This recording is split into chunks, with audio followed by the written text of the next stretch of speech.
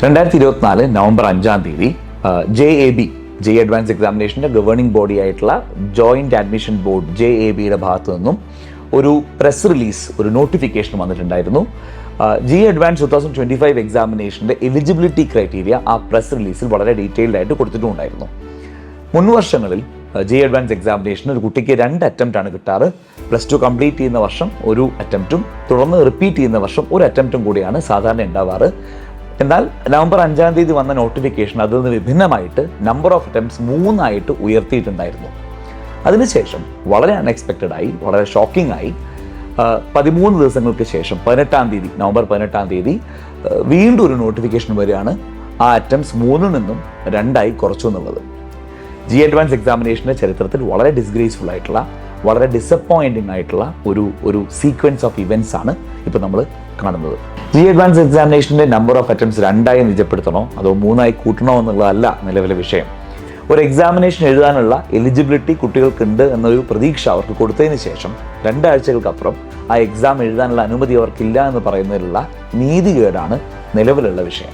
Advance എക്സാമിനേഷൻ്റെ അറ്റംപ്റ്റുകൾ 3 കൂട്ടിയ notification, November 5-ാം തീയതി notification ഒരുപാട് സന്തോഷത്തോടെയാണ് ഒരുപാട് കുട്ടികൾ സ്വീകരിച്ചത്. നമുക്കറിയാം, ഇന്ത്യയിലുടനീളമുള്ള കുട്ടികൾ ഒരുപാട് ആഗ്രഹത്തോടു കൂടി, ഒരുപാട് പ്രതീക്ഷയോടുകൂടി സമീപിക്കുന്ന ഒരു പരീക്ഷയാണ് അഡ്വാൻസ് എക്സാമിനേഷൻ. ഒരു IITയിൽ അഡ്മിഷൻ കിട്ടുക എന്നുള്ളത് ഒരുപാട് കുട്ടികളുടെ സ്വപ്നമാണ്. അതുകൊണ്ട് തന്നെ അറ്റംപ്റ്റുകൾ കഴിഞ്ഞ് ഇനി അഡ്വാൻസ് എക്സാമിനേഷൻ എഴുതാൻ പറ്റില്ല എന്നുള്ള ധാരണയിലിരിക്കുന്ന കുട്ടികൾക്ക് ഒരുപാട് ആശ്വാസമായിട്ടാണ് ഈ ഒരു ചാൻസ് അവർക്ക് കിട്ടിയിട്ടുണ്ടായിരുന്നത്. അനുവദിച്ചു കൊടുത്ത ഒരു എക്സാമിനേഷൻ അറ്റംപ്റ്റ് അവരുടെ അടുത്ത് പിൻവലിക്കുന്ന സമയത്ത് ഒരുപാട് പ്രശ്നങ്ങൾ ഇവിടെ ഉണ്ടാവുന്നുണ്ട്. കുട്ടികൾ അവരുടെ അഡ്വാൻസ് അറ്റംപ്റ്റ്സ് കഴിഞ്ഞ വർഷത്തെ അറ്റംപ്റ്റോടുകൂടി അവരുടെ അറ്റംപ്റ്റ്സ് കഴിഞ്ഞതിന് ശേഷം മറ്റു പല കോളേജിലും അഡ്മിഷൻ എടുത്തിട്ടുണ്ടാവാം, NITസിൽ ജോയിൻ ചെയ്തിട്ടുണ്ടാവാം, ഇനി മെയിൻസിന് വേണ്ടി മാത്രം ഈ വർഷം റിപ്പീറ്റ് ചെയ്യുന്ന കുട്ടികളും ഉണ്ടാവാം. ആ കുട്ടികൾക്കാണ് ഇപ്പോൾ ഒരു ചാൻസ് നവംബർ 5-ാം തീയതി കിട്ടുന്നത്. അതുകൊണ്ട് തന്നെ ഇപ്പം നടന്നുകൊണ്ടിരിക്കുന്ന കോഴ്സ് വർക്ക് മാറ്റിവെച്ചുകൊണ്ട് മറ്റെല്ലാ കാര്യങ്ങളും, അവരിപ്പോൾ ചെയ്തുകൊണ്ടിരിക്കുന്ന കോഴ്സിൻ്റെ എല്ലാ എക്സാമിനേഷൻസും എല്ലാ തയ്യാറെടുപ്പുകളും ഒക്കെ മാറ്റിവെച്ചുകൊണ്ട് ഈ ഒരു അഡ്വാൻസ് അറ്റംപ്റ്റിന് വേണ്ടി മാത്രം ഫോക്കസ് ചെയ്ത് പ്രയത്നിക്കാൻ കുട്ടികൾ ആരംഭിച്ചിട്ടുണ്ടാവും. അതിനുവേണ്ടി അവർ പുസ്തകങ്ങൾ വാങ്ങിയിട്ടുണ്ടാവാം, അതിനുവേണ്ടി അവർ പുതിയ ഓൺലൈൻ പ്രോഗ്രാമുകളിൽ എൻറോൾ ചെയ്തിട്ടുണ്ടാവാം, നിലവിലുള്ള കോഴ്സിനെ അവർ നെഗ്ലക്റ്റ് ചെയ്തിട്ട് പോലും ഉണ്ടാവാം ഈ ഒരു കഴിഞ്ഞ 2 ആഴ്ചേൻ്റെ ഉള്ളിൽ. അതിനുശേഷമാണ് ഇത്രയും പ്ലാനുകളെല്ലാം തകിടം മറിക്കുന്ന രീതിയിൽ അഡ്വാൻസ് എക്സാമിനേഷൻ്റെ ചാൻസ് അവരുടെ നമ്മൾ പിൻവലിക്കുന്നത്.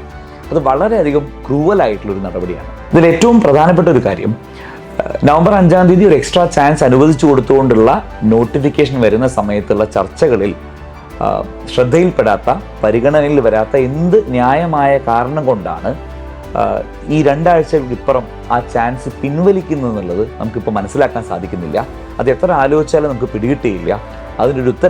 ഒരു വ്യക്തമായിട്ടുള്ള ഉത്തരം കിട്ടുന്നുള്ള പ്രതീക്ഷയും നിലവിലത്തെ സാഹചര്യത്തിലില്ല. രാജ്യത്തുള്ള പ്രധാനപ്പെട്ട കോളേജുകളിലേക്കുള്ള ആ അഡ്മിഷൻ പ്രോസസ്സ് വളരെ സുതാര്യമാവുന്നതിനും വളരെ എളുപ്പത്തിൽ കുട്ടികൾക്ക് അത് ചെയ്യാൻ സാധിക്കാനും ആ അഡ്മിഷൻ പ്രോസസ്സും സീറ്റ് അലോട്ട്മെൻറ്റും വളരെ നീതിപൂർണ്ണമാവാൻ വേണ്ടിയിട്ടും ഒരു കൺഫ്യൂഷൻസും ഈ കാര്യങ്ങളിൽ ഉണ്ടാവാതിരിക്കാനും വേണ്ടിയിട്ടാണ് ഇങ്ങനെയുള്ള ഗവേണിംഗ് ബോഡീസ്, NTA, JAB പോലെയുള്ള ഗവേണിംഗ് ബോഡീസ് നമ്മൾ ഉണ്ടാക്കിയിട്ടുള്ളത്.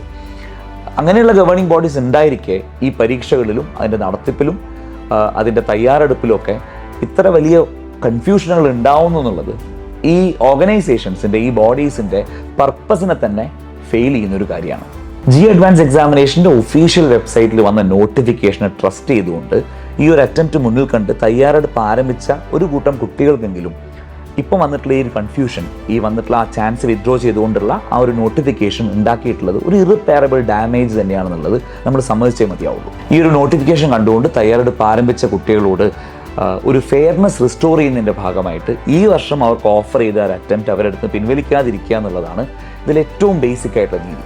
NEET പോലെയുള്ള പ്രവേശന പരീക്ഷകൾക്ക് തയ്യാറെടുക്കുന്ന കുട്ടികൾ എടുക്കുന്നൊരു വളരെ വലിയ എഫേർട്ട് ഉണ്ട്.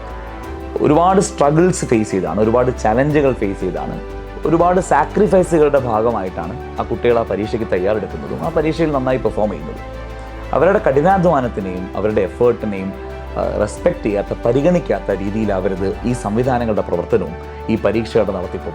വളരെ ചെറിയ ഏജിൽ തന്നെ, ഒരു 17, 18, 19 വയസ്സിൽ തന്നെ ഒരുപാട് സന്തോഷങ്ങൾ മാറ്റിവെച്ചുകൊണ്ട്, ഒരുപാട് സ്പെയർ ടൈം, ഒരുപാട് ഫ്രീ ടൈം, ഒരുപാട് റിലാക്സേഷനൊക്കെ മാറ്റിവെച്ചുകൊണ്ട് ഒരുപാട് എഫേർട്ട് എടുക്കുന്ന ഈ കുട്ടികൾ, വളരെ സീരിയസ് ആയി പഠനത്തിനെ കാണുന്ന ഈ കുട്ടികൾ കുറച്ചുകൂടെ ക്രെഡിബിൾ ആയിട്ടുള്ള, കുറച്ചുകൂടെ ഫെയിൽ പ്രൂഫ് ആയിട്ടുള്ള, കുറച്ചുകൂടെ റെസ്പോൺസിബിൾ ആയിട്ടുള്ള ഒരു സിസ്റ്റം ഡിസേർവ് ചെയ്യുന്നുണ്ട്. ഈ അടുത്ത കാലത്തായിട്ട് പ്രൊഫഷണൽ കോളേജിലുള്ള കുട്ടികളുടെ സ്കിൽ ലെവലിനെ പറ്റിയിട്ടും അവരുടെ എക്സലൻസിനെ പറ്റിയിട്ടും പെർഫോമൻസിനെ പറ്റിയിട്ടും ഒരുപാട് പരാതികൾ നിരന്തരം പറഞ്ഞു കേൾക്കാറുണ്ട്. നമ്മൾ അവരോട് ഇതൊക്കെ പറയുന്നതിന് മുന്നേ ചെയ്യേണ്ട ഏറ്റവും ഫണ്ടമെൻ്റൽ ആയിട്ടുള്ള കാര്യം അവർക്ക് നല്ല പ്രവേശന പരീക്ഷകൾ ഉണ്ടായി കൊടുക്കുക. ആ പരീക്ഷകളിലൂടെ മെറിറ്റ് ബേസ് ആയിട്ടുള്ള അഡ്മിഷൻ അവർക്ക് കിട്ടുമെന്ന് ഉറപ്പുവരുത്തുന്ന രീതിയിൽ പരീക്ഷയുടെ വിശ്വാസ്യത നഷ്ടപ്പെട്ടു പോവാതെ ഒരു കൺഫ്യൂഷനും ഇല്ലാതെ ഈ അലോട്ട്മെൻറ്റ് പ്രോസസ്സും എക്സാമിനേഷൻ പ്രോസസ്സും ഒക്കെ കണ്ടക്ട് ചെയ്ത് കൊടുക്കുക എന്നുള്ളതാണ്. മറ്റെല്ലാ കാര്യങ്ങളും മാറ്റി വെച്ചിട്ട് ഈ ഒരു അറ്റംപ്റ്റിന് വേണ്ടി തയ്യാറെടുപ്പ് ആരംഭിച്ച കുട്ടികളോട് പറയാനുള്ളത്, നിങ്ങൾ ഈ അറ്റംപ്റ്റിന് വേണ്ടി ശ്രമം ആരംഭിച്ചു എന്നുള്ളത് തന്നെ നിങ്ങളുടെ എബിലിറ്റിയിലുള്ള നിങ്ങൾക്കുള്ള അസാമാന്യമായിട്ടുള്ള വിശ്വാസത്തിൻ്റെ ഇൻഡിക്കേഷനാണ്. അതുകൊണ്ട് തന്നെ നിങ്ങൾ മനസ്സിലാക്കേണ്ടത് നിങ്ങളുടെ എഫേർട്ടും നിങ്ങളുടെ സ്കിൽ ഡെവലപ്മെൻറ്റിൽ നിങ്ങൾ കാണിക്കുന്ന താല്പര്യവും നിങ്ങളുടെ ഡെഡിക്കേഷനും പുറകിലാണ് മറ്റെല്ലാ അഡ്മിഷൻസും മറ്റെല്ലാ പ്രവേശന പരീക്ഷകളും. All the best.